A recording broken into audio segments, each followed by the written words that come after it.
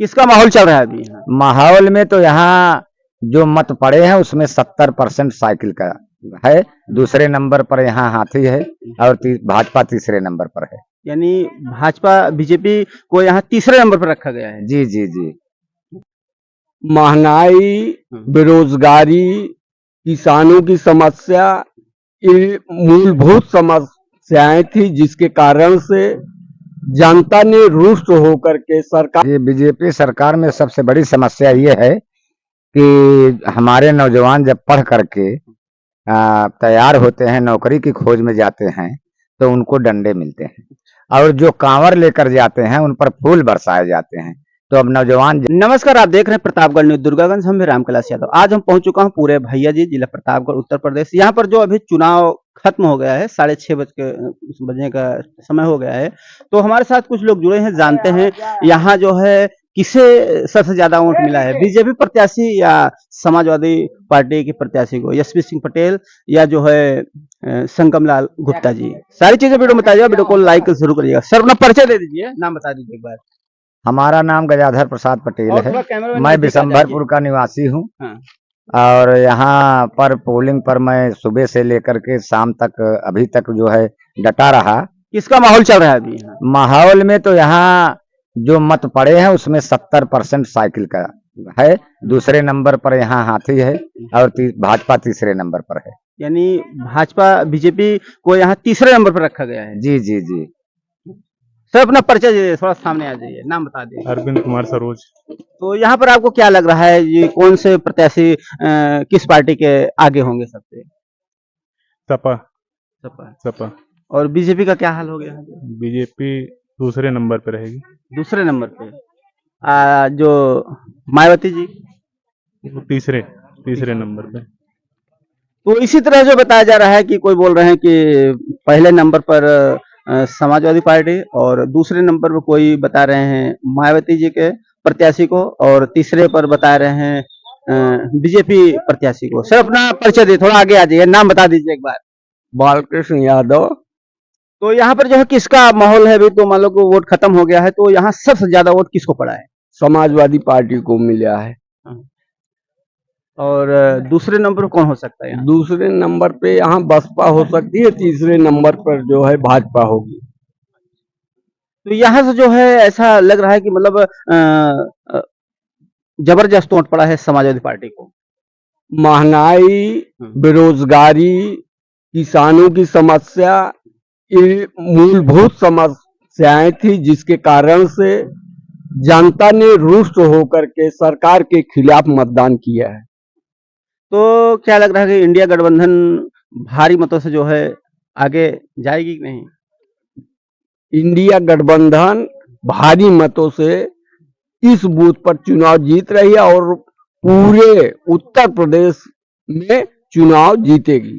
तो ऐसा आपको क्या लगता है, मतलब कि जो बीजेपी की सरकार है, इससे आपको क्या समस्या दिक्कत आती है? बीजेपी की समस्या में छात्रों का बहुत बड़ा हित हुआ, किसानों का हित हुआ, बेरोजगारी बहुत ज्यादा थी, एक भी युवाओं को रोजगार नहीं मिला, जिस कारण से छात्र, नौजवान, किसान, व्यापारी सभी जो है त्रस्त थे।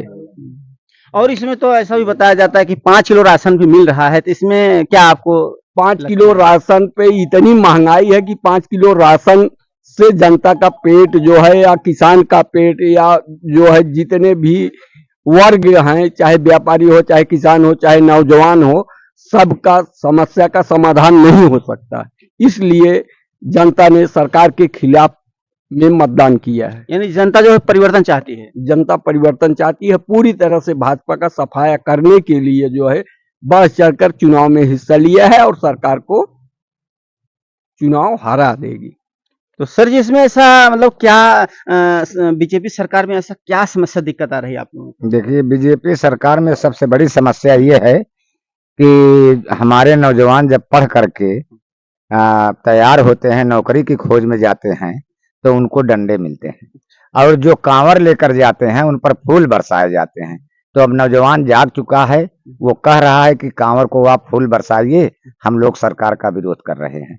यहाँ विचारधाराओं का विरोध हो रहा है। ये जो देश के नौजवानों को अंधविश्वास में ढकेला जा रहा है और उनके हाथ से नौकरी छीन करके कटोरा पकड़ाया जा रहा है। जब देखिए नौजवान जब तैयार होता है नौकरी मांगने के लिए जाता है तो डंडे पड़ते हैं और किसान जो है उसका हक मारी किया जाता है। 700 किसान देश के शहीद हो गए, लेकिन मोदी एक शब्द नहीं बोले। नारियों के उत्पीड़न के मामले में नग्न करके नारियों को घुमाया गया मणिपुर में, लेकिन मोदी सरकार का कोई भी एक छोटा सा न सांसद, न विधायक, न प्रधानमंत्री, न कोई गृह मंत्री, एक शब्द उनके मुंह से आवाज नहीं निकली। जब देश में नौजवान को नौकरी नहीं, महिलाएं सुरक्षित नहीं और देश के किसान सुरक्षित नहीं हैं, तो उस राजा का रहना ही क्या। अब मोदी जो है सेवक नहीं, अब राजा बन चुके हैं। इसलिए प्रजा जो है प्रजातंत्र को बहाल करने के लिए संविधान के साथ खड़ी है, ना कि राजा के साथ। राजतंत्र का अंत करने के लिए संविधान को वोट किया है। तो ऐसा क्या लगता है जैसे कि कांवड़ ले जा रहे हैं तो धर्म का काम है, क्या ये आपको अच्छा नहीं लगा? और धर्म में जाने से लोगों का पेट भरेगा? भगवान तो तब भी थे और आज भी हैं और रहेंगे, लेकिन अब मंदिर का घंटा बजाने से पेट भरेगा नहीं। अगर वहीं से सब कुछ होता तो विद्यालय कॉलेज सब बंद कर दिए जाते, हम लोग बैठ करके घरों में घंटा बजाते। तो क्या ये राम मंदिर बना है इससे भी आप खुश नहीं? इसका मतलब राम मंदिर से हम खुश हैं तो मोदी जी प्रधानमंत्री का पद छोड़ दें, स्वयं भजन करें और पूरी जनता को भजन कराएं, देश का कल्याण होगा। क्या राम मंदिर से और जो कांवड़ यात्रा ले जा रहे हैं इससे कल्याण नहीं होगा?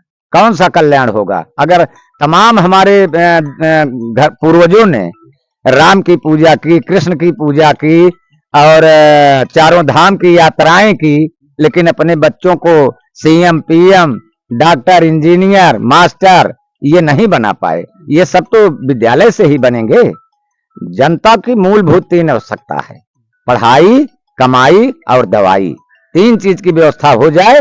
जनता को 5 किलो राशन मत दीजिए, उसको कोई सुविधा मत दीजिए, लेकिन शिक्षा की उत्तम व्यवस्था हो जाए और कमाई की रोजगार मिल जाए और उनके स्वास्थ्य की रक्षा हो जाए। ये मुद्दे रहे। इस मुद्दे को ध्यान में रख करके हम लोग संविधान बचाने के लिए खड़े। तो आप क्या कहना चाहेंगे जैसे कि जो राम मंदिर में जाना चाहता है दर्शन करने के लिए, कांवड़ यात्रा में जाना चाहता है, उनको लिए आप क्या कहना चाहते हैं? वो जाएं कि शिक्षा पर ध्यान दें? देखिए, उनको शिक्षा पर ध्यान देना चाहिए। आस्था का विषय है। हम तब भी पूजा करते थे, हमारे पूर्वज भी पूजा करते थे और आज भी पूजा कर रहे हैं, लेकिन राम को ये लोग धर्म से जोड़ करके उसको धंधा बना लिए और लोगों में उस धंधे को परोस करके लोगों को, नौजवानों को अंधविश्वास की ओर ढकेल रहे हैं। वैज्ञानिक युग है, लोग चंद्रमा पर जा रहे हैं और हमारे लोगों को कांवड़ यात्रा के लिए दौड़ा रहे हैं। लेकिन नारा लगता है कि जो राम को लाए हैं हम उनको लाएंगे। राम इसके पहले थे। अगर राम को ये लाए तो इसका मतलब राम से बड़े यही है भाई। जो राम को लाएगा राम से बड़ा है, तो राम से ये बड़े थोड़ी हैं। राम तो पहले थे और आज भी हैं और रहेंगे। लेकिन ये जो ढोंग रचते हैं, अंधविश्वास में लोग फंसाते हैं और लोगों को गुमराह करते हैं और राम को धंधा बना करके हर बाजार मार्केट में खड़ा करके राम के नाम के से वोट लेकर के लोगों को धोखा दे रहे हैं, नौजवानों को धोखा दे रहे हैं, किसानों को धोखा दे रहे हैं। ये सबसे दुखद बात है एक प्रजातंत्र देश के लिए। लेकिन किसानों को भी तो पैसा दिया जा रहा है, 2000 रुपया खेत का मिलता है। 2000 रुपया दिया जा रहा है। ये 2000 रुपए से अगर एक आदमी बीमार हो जाएगा तो दवाई भी नहीं होगी।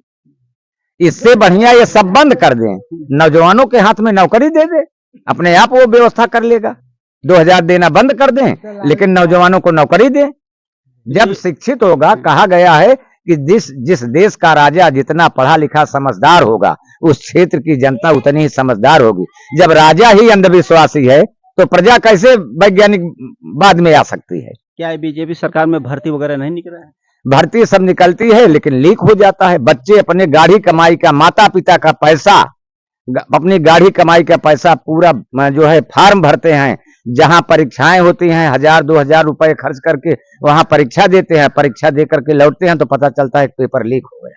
सारे पेपर लीक हो तो घर की कमाई भी गई, मिट्टी में जा रही है। क्या सिर्फ यही बीजेपी सरकार में ऐसा हो रहा है पेपर लीक का मामला? इससे पहले और कोई सरकार में ऐसा नहीं था? इसके पहले किसी सरकार में नहीं था। वैकेंसी निकलती थी तो होता था, उसकी भर्ती होती थी, लेकिन यहाँ तो वैकेंसियां निकल रही हैं लेकिन तुरंत लीक हो जाता है। इससे नौजवान बहुत रुष्ट है। जैसे वैकेंसी निकल रही है, पेपर लीक हो जा रहा है, तो ये किसकी जिम्मेदारी बनती है? सरकार की जिम्मेदारी, सीधे सरकार की जिम्मेदारी। बिहार में नीतीश कुमार ने वैकेंसी निकाली और लोगों को आरक्षण दिया, भर्ती भी कर दिया, वहां पेपर लीक नहीं हुआ। यूपी में ही कैसे लीक हो जाता है? और जो पकड़े जाते हैं तो उनको दंड के बजाय उनका सरकार स्वागत करती है, जल्दी ही बेल दे देती है।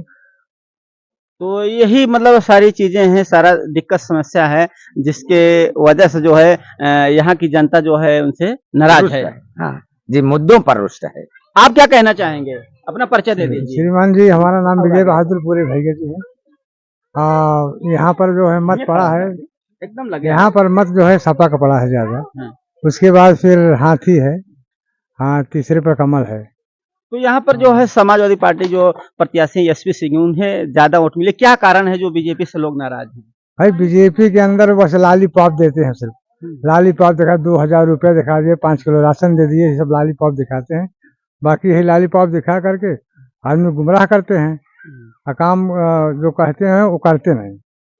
इसीलिए हम लोग असंतुष्ट हैं भाई।